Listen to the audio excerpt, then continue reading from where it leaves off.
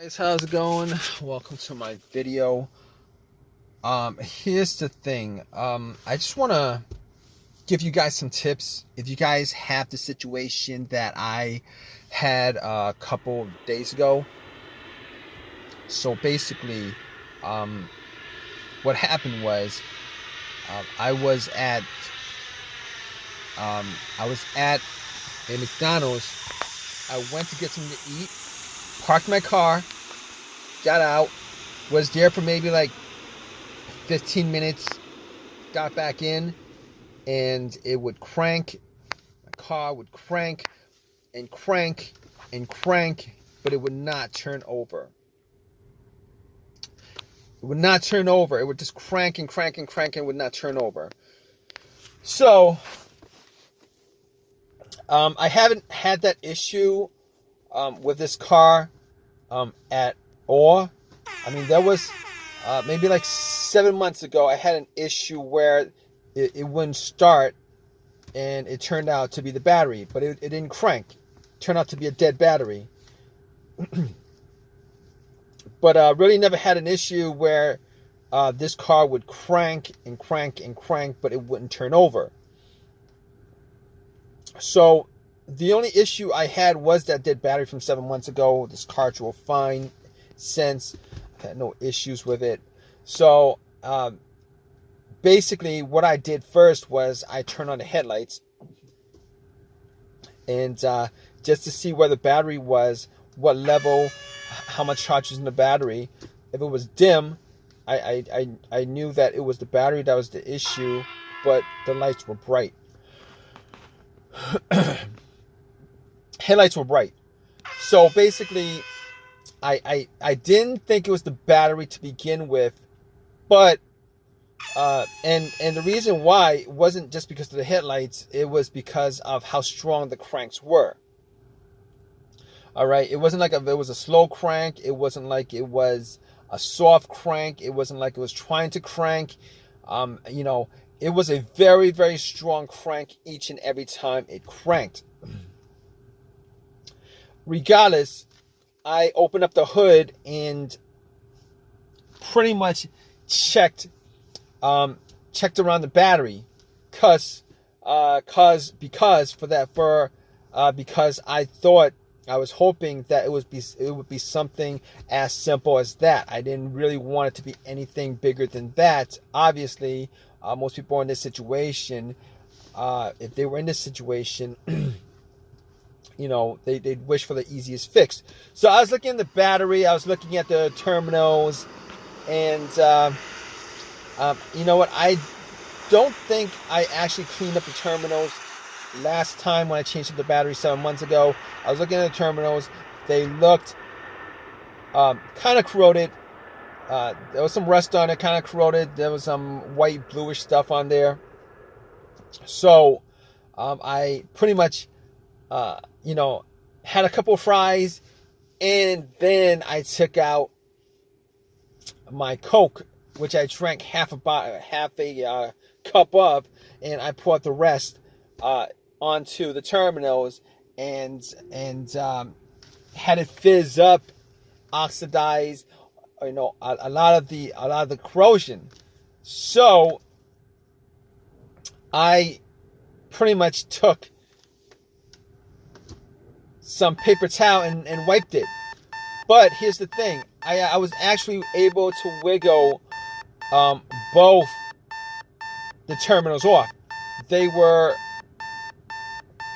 tight, but not so tight that I couldn't move it. But I was able to move it, wiggle it, and once I took it off, pretty much wiped it and popped it back on. And I was hoping that was going to be the fix for it.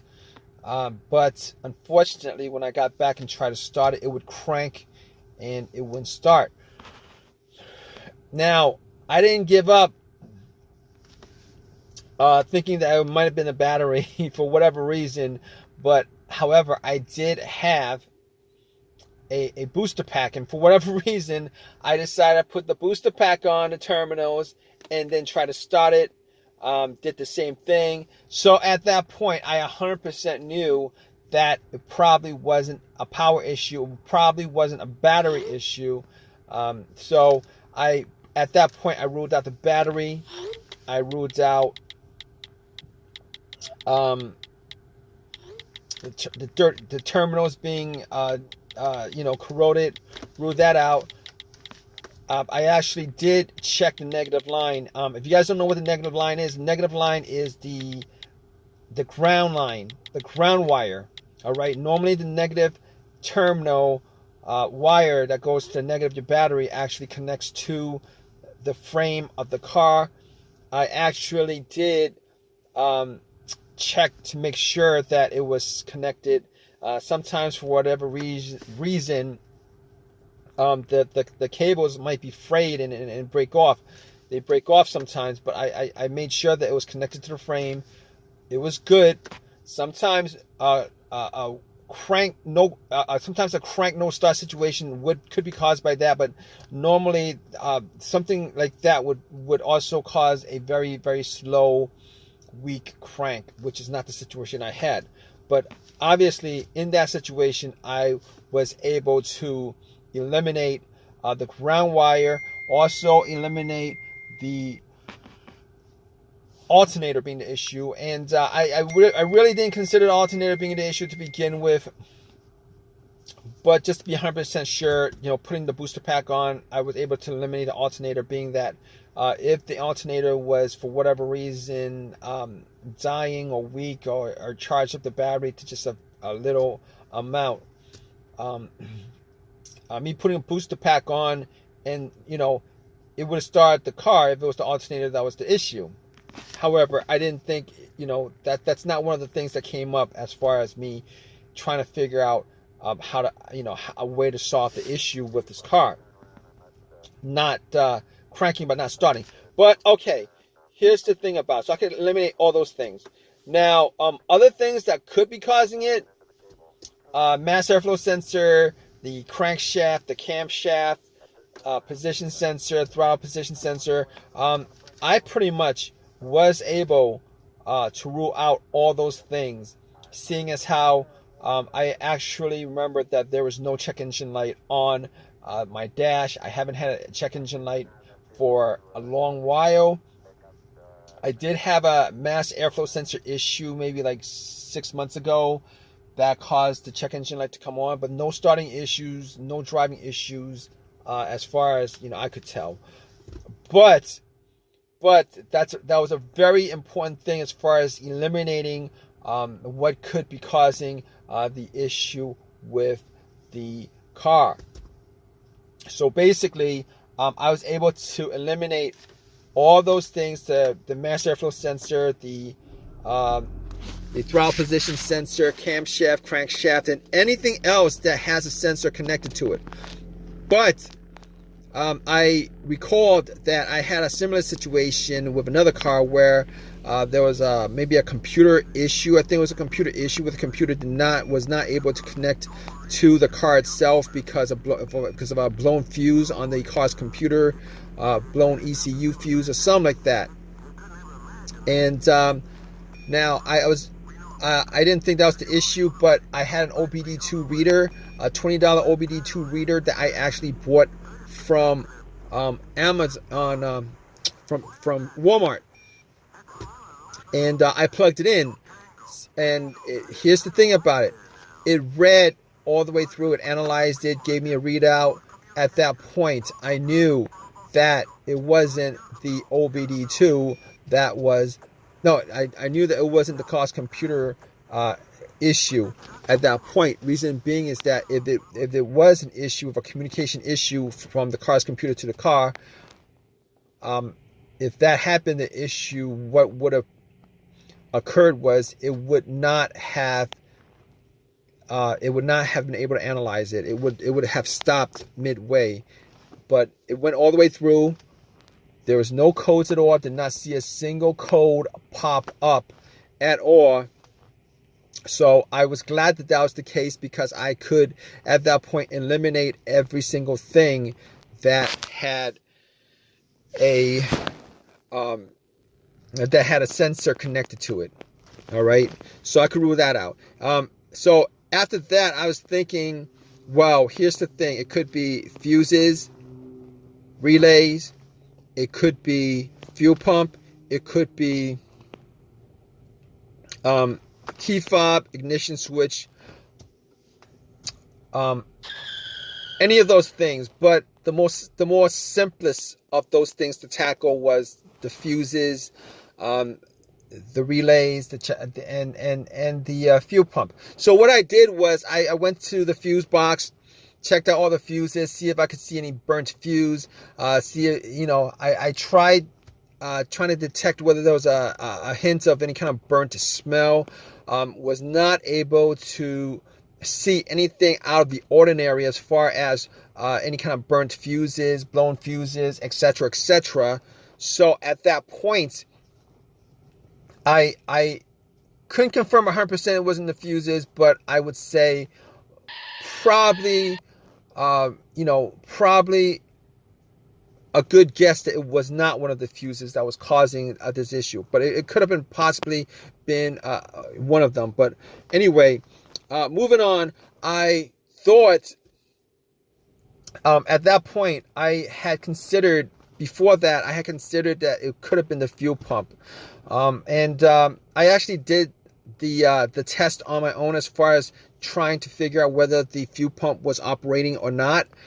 Normally, it would be a best scenario if there was at least two people for this test. One would be outside, right next to, where you pump the gas. With the gas cap off, somebody would be listening to hear some kind of motor running or whizzing sound, and then the person in the car would try to put the car on the on position. The on position is the ignition position right before the crank. This would be the last position before it cranks up. The reason why you don't want to crank up is because the cranking noise, the crank will actually drown out the noise from the motor. All right, so you're trying to listen for like a slight whizzing motorized sound on it. So I tried it. I was sitting in the car. I tried a couple of times to put it in the on position, and unfortunately, I wasn't able to detect whether there was any kind of sound, any kind of motorized whizzing sound. So at that point, I pretty much just gave up on that. So basically what I did next was checking out the fuses, but was not able to decipher whether it was a fuse issue. So what I did after that was try to figure out whether it was, one of the relays. So what I did was I had considered that it was maybe the relay to the fuel pump. It could have been a fuel filter, a clogged fuel filter, but normally a clogged fuel filter, it would cause a crank no start sometimes, but for the most part, it would crank up and then and it'll stall out. It wasn't the case here. So I didn't think it was the fuel filter, considering it would crank and crank and crank and crank. It seemed like there was something that was causing it not to turn over. So I got to the fuel pump relay. Once I got to the fuel pump relay, figured out where it was. I couldn't detect whether there was a malfunction with the relay. So what I did was I took out another relay. That was, the same, had the same markings as far as, the numbers on there and stuff like that. And I kind of swapped it out. And then I got back in my car. And guess what, guys? Cranked, and then it turned over. It was working just fine. So at that point, I knew it was the fuel pump relay that was the issue. And Obviously, since it was the issue, I was able to drive the car to an AutoZone and got a replacement relay. Pretty much swapped it out. Swapped it out and then replaced it, the one that I took it out from, the accessory that I took it out from. So I haven't had an issue since with any kind of cranking situation. Haven't had a single issue since. But to be honest, I didn't actually drive that much, but haven't had an issue since with the issue, with the crank no start issue. So it's been resolved. It drove fine all day today. Not a didn't have the same issue as I had previously. So this is a it was an easy fix. I'm glad it was an easy fix.